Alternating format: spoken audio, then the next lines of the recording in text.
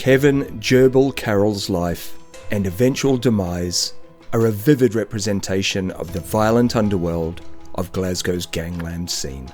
His story is one of crime, brutality, and revenge, concluding with his assassination in broad daylight in an Asda car park in 2010.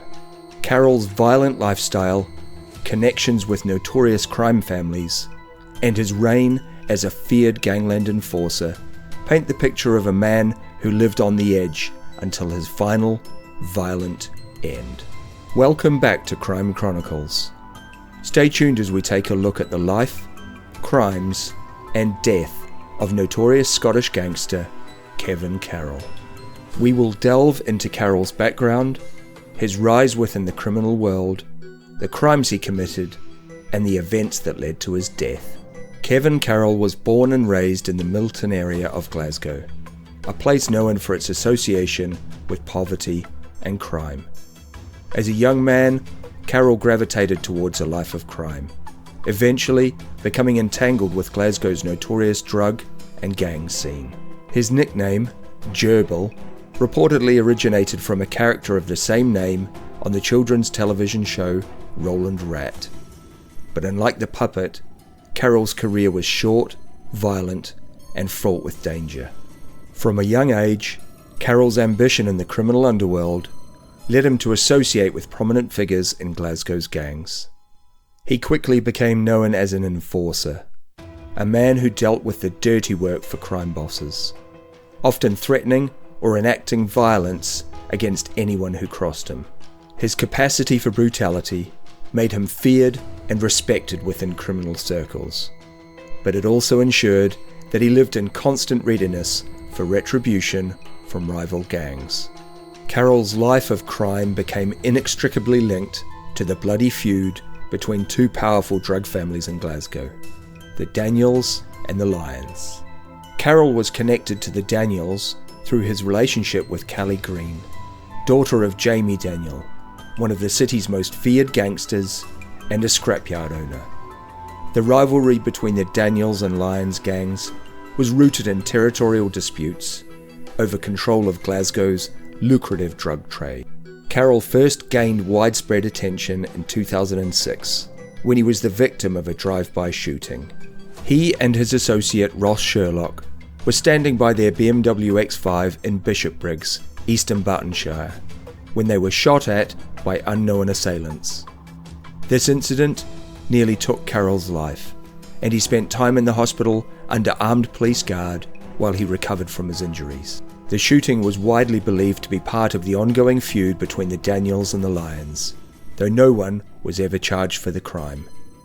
The fact that Carroll survived this shooting and continued his criminal activities cemented his reputation as a key player in the drug feud.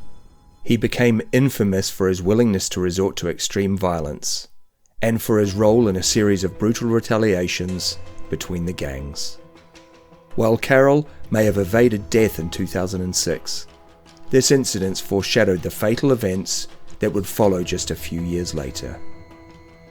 In the years following the 2006 shooting, Carroll further entrenched himself in the criminal world.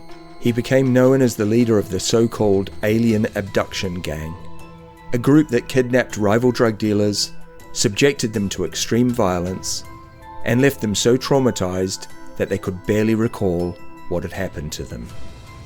These victims were often too afraid to report the incidents to the police, leaving Carroll and his crew free to continue their reign of terror. Carroll's gang specialized in taxing other criminals, a term used to describe the act of forcibly taking money, drugs, or other valuables from rival dealers. Carroll was notorious for this kind of theft, and in one incident, he and his gang were said to have stolen 4 kilograms of cocaine from a rival gangster, warning him, "You're taxed." Another report claimed that Carroll raised an estimated £1.5 million in cash, jewellery, and drugs in the year leading up to his death. These violent robberies made Carroll wealthy, but they also created a long list of enemies who wanted him dead.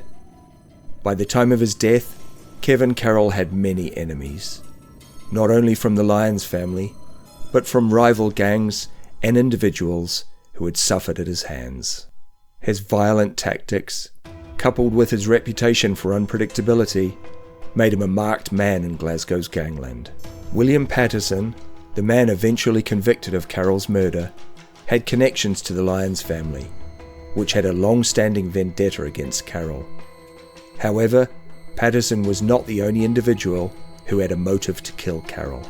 At Patterson's trial, it was revealed that several other people wanted him dead, and Patterson lodged a defense claiming that one of 6 others could have carried out the murder. Ross Monaghan, who had previously been acquitted of the crime, and former drug dealer Stephen Glenn were both named during the trial as having potential involvement in Carroll's killing. On January the 13th of 2010, Kevin Carroll was gunned down in an Asda car park in Rob Royston, a quiet suburb on the outskirts of Glasgow. It was a brazen and shocking crime, carried out in broad daylight in front of stunned shoppers. Carroll had arranged to meet former associate Stephen Glenn in the car park, likely assuming that such a public place would offer him some measure of safety. However, this assumption proved fatally wrong. As Carroll sat in his black Audi A3, his attackers fired multiple rounds into the vehicle, killing him almost instantly. Glenn, who had met with Carroll moments before the shooting, later testified about the event, describing the bangs and cracks of gunfire as Carroll was brutally executed. Carroll's murder was seen as the culmination of years of violence and retribution between rival gangs. While William Patterson was eventually convicted of Carroll's murder and sentenced to life imprisonment, the trial revealed the complex web of feuds and rivalries that had made Carroll such a high-profile target. Kevin Carroll left behind 2 young children and his partner Kelly Green. At the time of his death, his children were 6 and 1 respectively.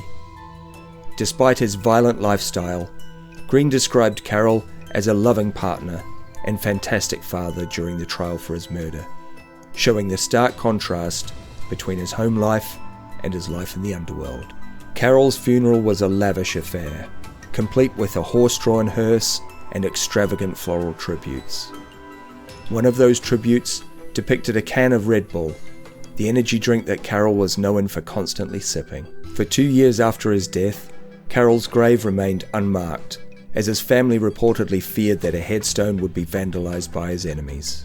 Eventually, Carroll's grave was marked with a headstone featuring a vanity car number plate that read G3RBO, a final nod to his infamous nickname.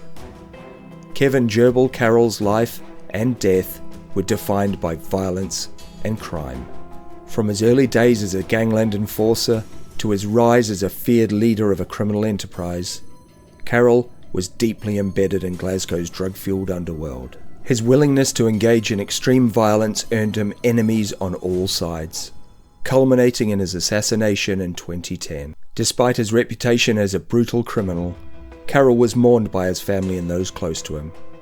His death marked the end of an era in Glasgow's gangland, but the feuds and rivalries that defined his life continue to cast a shadow over the city.